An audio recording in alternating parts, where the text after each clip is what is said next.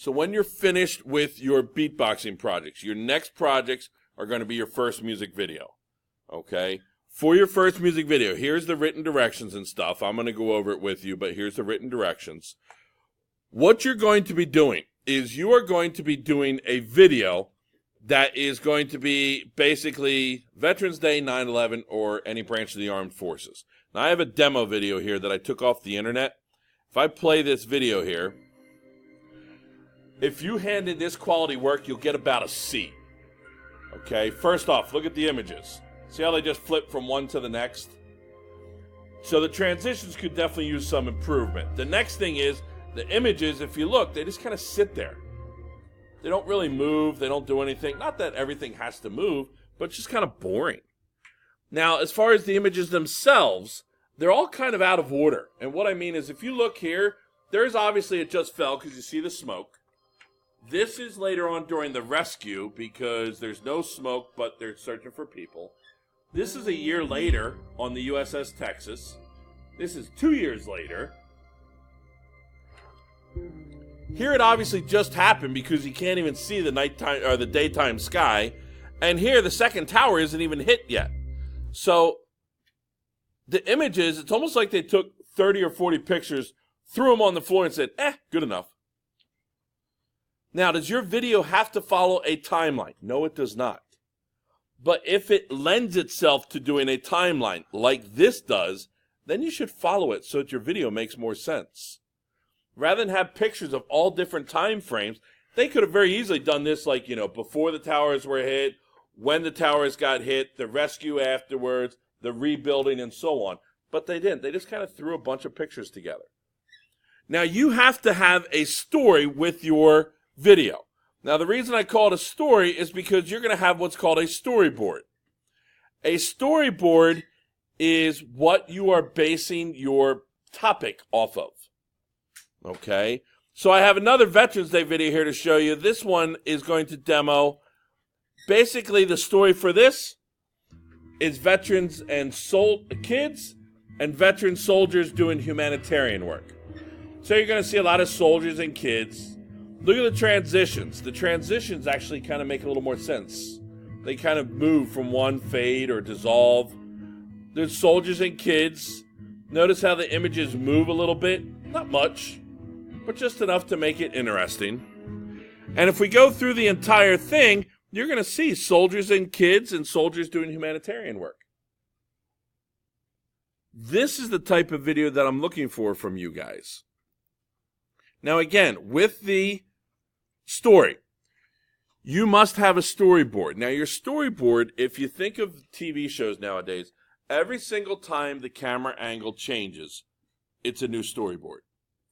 In the old days, when they first came out with TV shows, you had the same equivalent type of thing as a movie, as a play on a stage. You back the camera way up, people walk onto the scene, then they walk off, then they walk on the scene, they walk off, and after a little bit, the camera changes scene, and now we got different people walking on and off. If you think of today, guys, one conversation between two people can have 30 or 40 storyboards. Because every single time one person talks, it goes and looks at that person. Then the other person, it looks at that person. Then back to the first, then back to the second, and so on. You back that camera out just a little bit, and you can see both people at the same time. That would make life easier. Okay? If you think of professional movies right now, like big production stuff, like Star Wars, or think back to the Hunger Games, things like that. Guys, those big production movies can have almost 20,000 storyboards in a 2-hour period. That is a lot of changes happening in your face. And then people wonder sometimes why some of you have trouble paying attention. It's not completely your fault. You're used to things changing so quickly just because that's what we're doing. At some point, it's going to look like a strobe light going off in our faces because that's kind of what we're used to. So you're going to have to pick a story. Now, the topics that you may do, again, Veterans Day, 9/11, or any branch of the armed forces, Army, Navy, Air Force, Marines, Coast Guard. Okay? You can use any one of those. use the timeline storyboard if it's appropriate. If you're just going to do U.S. Army soldiers coming home, well, there's no real timeline to that because they're all coming home. Or soldiers and dogs, their pets. Soldiers and kids, there's no timeline. However, let's say you decide that you're going to do like the history of tanks. Or you're going to show the different types of battleships and stuff. That might lend itself to a timeline. So then you will want to use a timeline. But it is up to you. So those are the topics. Veterans Day, 9/11, any branch of the armed forces. Now, I have at least 20 images for your video. Guys, you need at least 20 images. Honestly, most people get closer to 30 or 40 images. People say, well, how long does my video have to be? I don't give you a set time. It's at least 20 images.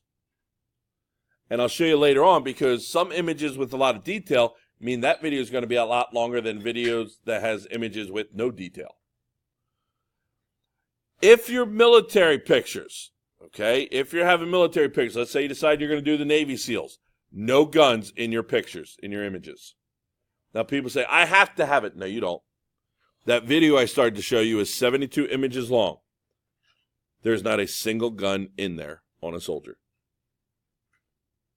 If you decide you're going to do like the history of tanks or you want to do something with battleships or jets, okay, those all have guns on them and there's no way to take them off. I'm okay with that.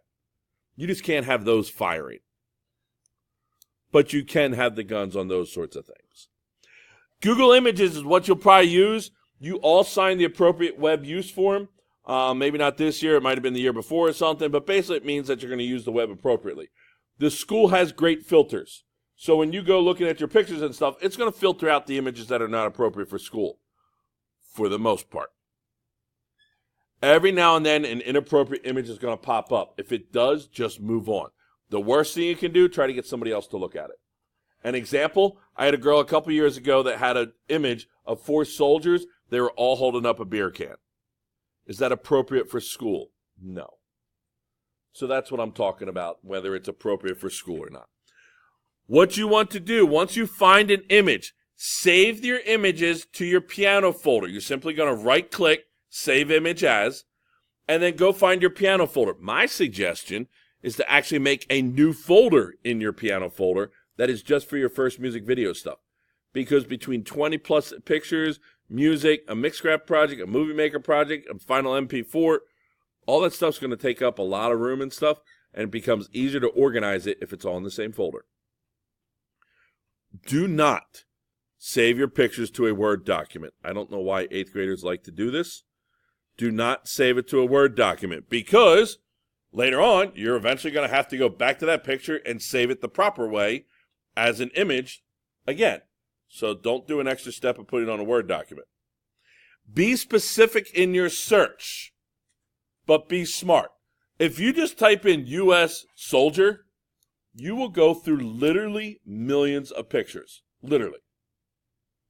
However, if you get very specific, and the example I have here is a U.S. Navy soldier on a ship at sea during the day saluting a flag.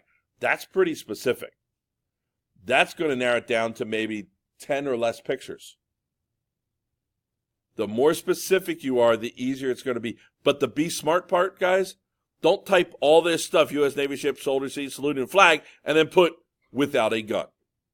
All right, don't ever, ever, ever, ever type the word gun or ammo or anything like that into a school computer. Because as much as we have the good filters, it also searches for keywords.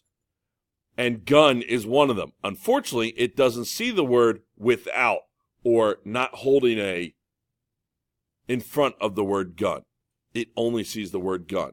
Then next thing you know, you're getting a phone call so they know exactly who you are since you logged in. You're getting a phone call, you're going to the office and everything else, and it's all a big misunderstanding simply because you typed the word without a gun. Be smart. If you see one with a gun, then move on because that's not one you're allowed to use. You're going to start off with the video production part, which I'm about to show you here in a minute, and then after you complete that, we will introduce the music production aspect. That'll be in a few days. So let's say you got all your images, okay? You got your images. what you're going to do is you're going to come down here, you're going to type in Movie Maker, you're going to open your Movie Maker app, and over here is your storyboard, which it doesn't look like much of a storyboard. You don't see any boards until you add your pictures. So we're going to go ahead, we're going to add our pictures, let's just highlight them and open them up, and now all of a sudden each one of these become its own little board. First thing is we can delete any type of words that have to do with the picture and doesn't help us. Once we do that, next thing, we move the pictures around so that it makes sense to us. If yours is a timeline, you have a set order. If it's not, you just may want different pictures at different times. Once you set the pictures, the next thing we need to do is we need to go and edit how long a picture lasts. If you look at this picture, it's pretty simple to read. You look at this picture, that's going to take more time. And the reason? There's words. Anytime there's words in your image, you need to make the picture last longer. You've all watched TV shows or something. Words pop up, and before you're done, it disappears. That's real annoying. So you need to make it last longer. So to make a video last longer, simply come up to the edit, go to duration, and make the picture last 9 seconds maybe. But you make it last longer. The other reason, the second reason, if it's not just words, the second reason is if there's a lot of detail. If I show you this picture, then look at the next picture, then look at this picture, and then go to the fourth picture. Guys, that third picture was a little bit harder to see, wasn't it? And that's because look at all this detail. People need more time to see all that detail. So again, come up to the duration and make your duration longer for that image. Now, as far as the words, you may decide to add your own words to a picture. I can come here to my home screen and I can add a caption. And I could put something like cool fighter jets and put that in there, and then maybe, oh, okay, I want this to move up into here. But I just added words to this. As soon as I add words, I got to make the picture last longer. Now, dealing with words, the next thing, guys, you need to also have a title and a credit for your video. It does not have to be formal, though. So if I go back here to my home and I add a title, I could put, please watch my movie. And that becomes my title. For a credit, I can go to the end here, and here's how I cheat. I do another title page, but I put something like, thanks for watching my movie. And then I cheat by moving that to the end of the video. Now I got my title, now I have my credits. The final thing that we're going to be doing for our video production point, before we go and make our music, we're going to go into our animations. And now we start to look at our transitions, and we start to look at our pan and zooms. Some of them, we want them to fade in and out. Well, when we fade in and out and we start to have these different things go, we want to make sure we're focusing on the best part of the picture. Arguably, it's either dead center with the dog or the right half of the picture because it's the dog and the diver. So you're going to want to come over here and find something that has the right-hand side of the picture be the important part. The same way with your transitions. If I transition to this with an image that doesn't make any sense, let's say I do something like this. That doesn't make much sense because, look, whoops, yeah, there we go. The dog's the last thing you see. You want that dog to be the first thing you see. So keep going around until you find something you like. Guys, there's a bunch of them for you to choose from. Again, you don't need an animation for every picture. You don't need a different type of transition, but it does make your video more interesting. You can change the duration of your transition and everything else so that way it can happen. Now, once you do all this, okay, you get all of this stuff done, the video production part, then we're going to go back and make the music for the music production, and then may have to change some of this stuff to finalize it. Any questions?